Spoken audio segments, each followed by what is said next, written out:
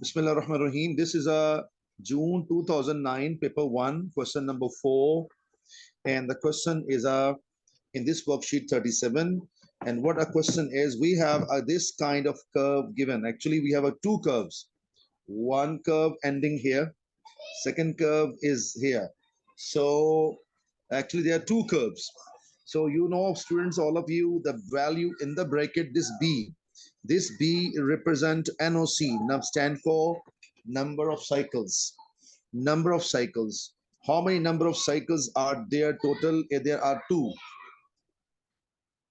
So there are two number of cycles. This is a cycle number one, and this is cycle number two. So there are two cycles are there. So B value is two. So I'm going to write what is value of B. So B value is two. Okay. The multiplying element with sign always called amplitude. Amplitude. So what is amplitude, students? Amplitude, and for your knowledge, C is called axis. C is called axis. Axis. Axis, the middle line of the curve, where curve goes up and down, up and down, up and down. The middle line is called axis, and axis is 3. So C value is 3.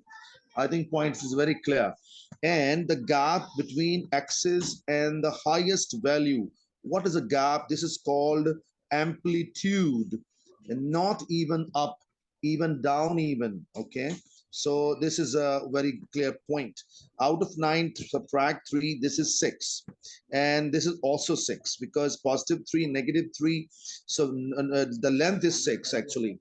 So this is 6. So it means that A is 6. So I believe all people understanding, all of you understanding why I wrote this one 6. So A value, B value, C value is very, very clear, and I got it here. This is A value, B value 6. Okay.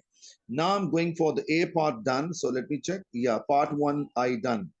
Now I'm going to do part number 2. So part number 2 is very clear. What a question is asking, and I'm replacing the values. So if I replace these values here, students, so what happens? Actually, question is y equals to A sine bx plus c. If I plug in all values, A value is, as you said, I said before, amplitude, so 6. B value is number of cycles. There are 2 cycles are there. C is axis, so 3 is there. So it means I have this equation, I got it. Now he's saying find smallest value of x for the interval 0 to 2 pi, and when y is 0, so I will plug in 0 here. So I'm going to I'm going to solve this one. So get ready, all of you, and wait a minute, please. I'm going to solve it. When I'm going to solve it, so I'm going to put here, I'm going to put here, put y0 according to demand of question. So 6 sine double x plus 3 equals to 0. 3 will go on the other end. So 6 sine double x equals to negative 3. 6 will divide, I get a negative half, and I get sine double x. For a while, I will take this double x like alpha. This is called principal angle. And I will not include negative sign. I take half. So when I take a sine inverse of this, it gives us 30 degree. But he said, no, talk about in language of pi. So 30 degree or pi by 6, same story.